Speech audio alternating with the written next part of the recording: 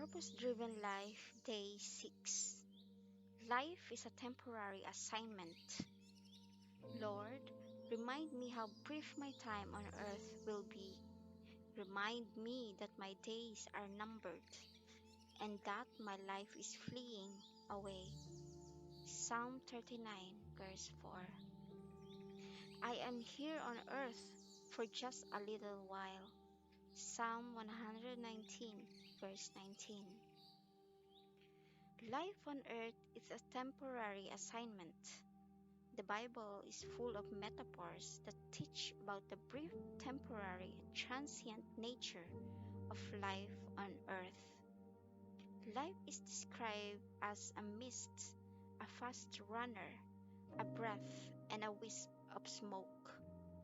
The Bible says, "For we were born but yesterday. Our days on earth are as transient as a shadow." Job 8, verse 9. To make the best use of your life, you must never forget two truths. First, compared with eternity, life is extremely brief. Second, earth is only a temporary residence. You won't be here long, so don't get too attached. Ask God to help you see life on earth as He sees it. David prayed, "Lord, help me to realize how brief my time on earth will be. Help me to know that I am here for but a moment more."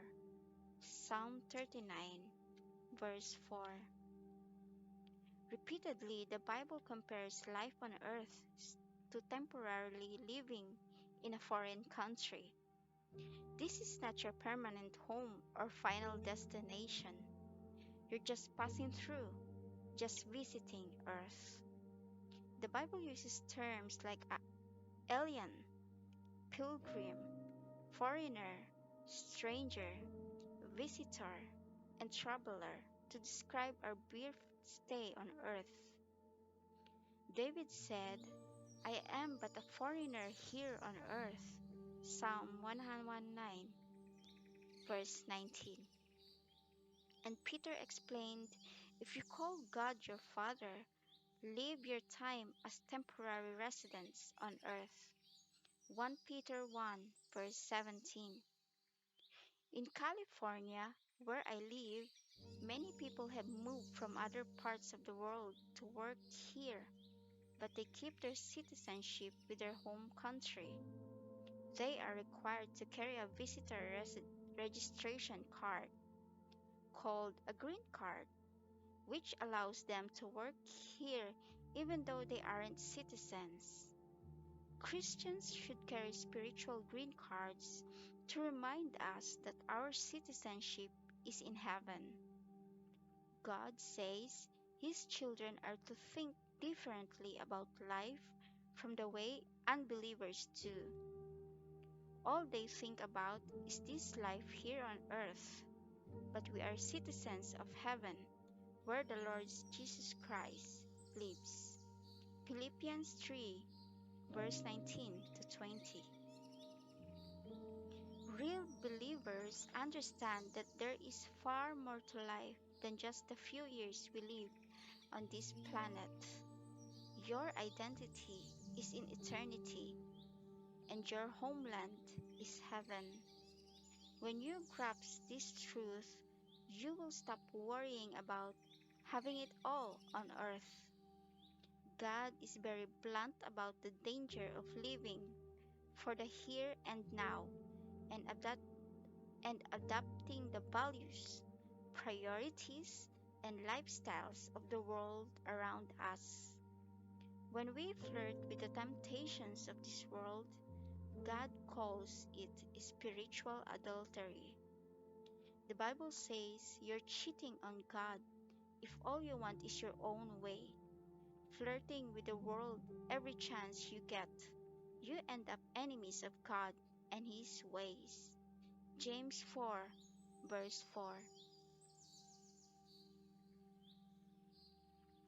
Imagine if you were asked by your country to be an ambassador to an enemy nation. You would probably have to learn a new language and adapt to some customs and cultural differences in order to be polite and to accomplish your mission. As an ambassador, you would not be able to isolate yourself from the enemy. To fulfill your mission, you would have to have contact and relate to them. But suppose you became so comfortable with his foreign country that you fell in love with it, preferring it to your homeland. Your loyalty and commitment would change. Your role as an ambassador would be compromised. Instead of representing your home country, you would start acting like the enemy.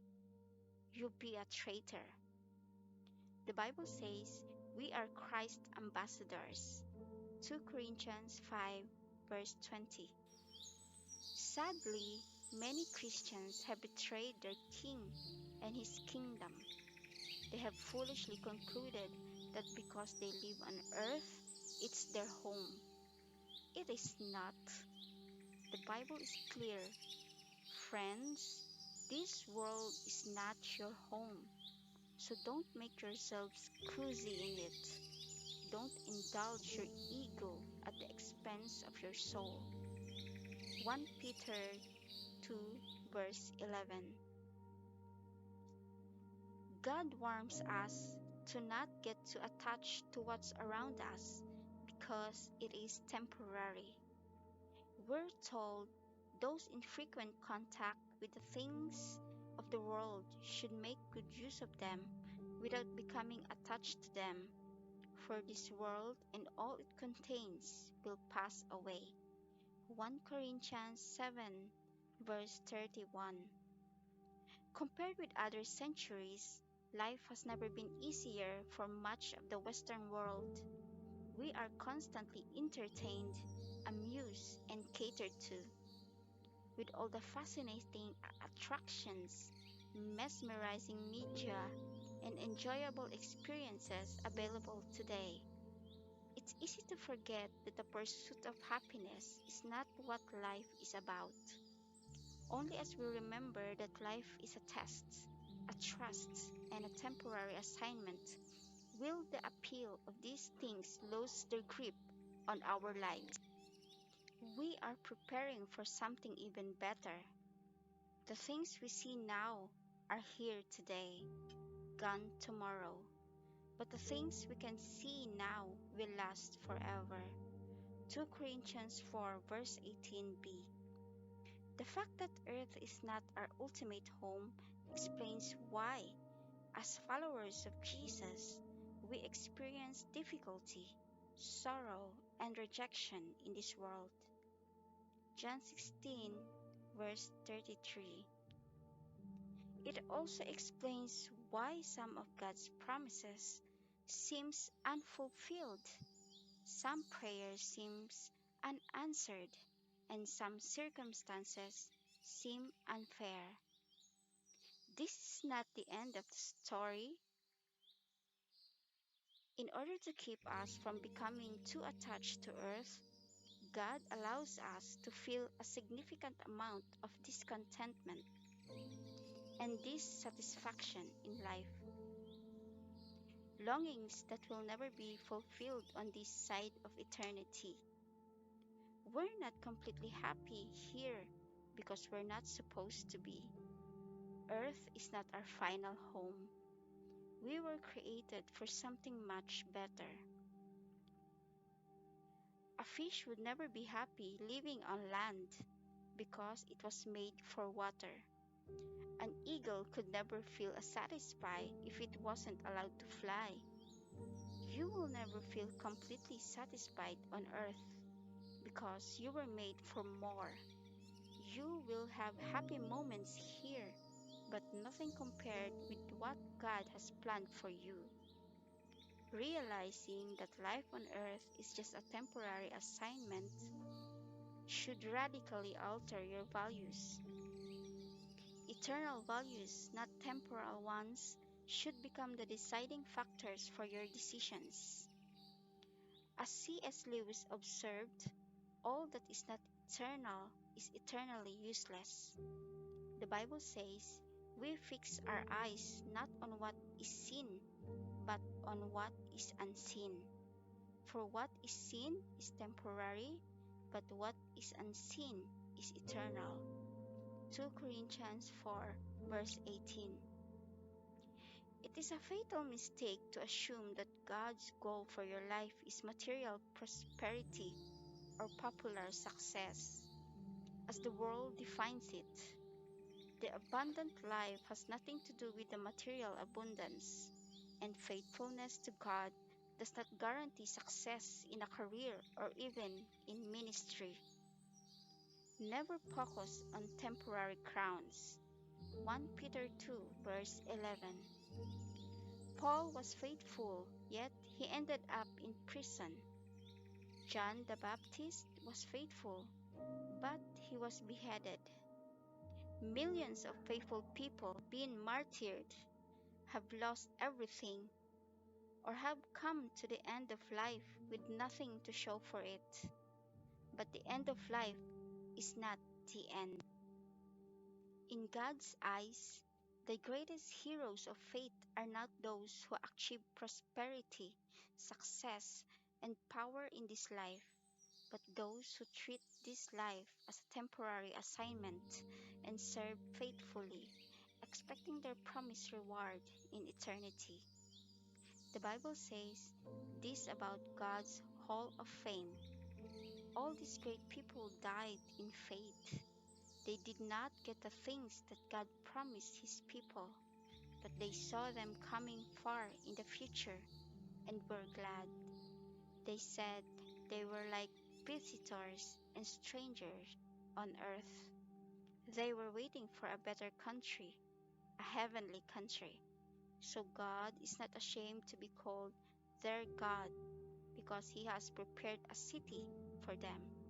Hebrews 11, verse 13, 16. Your time on earth is not the complete story of your life.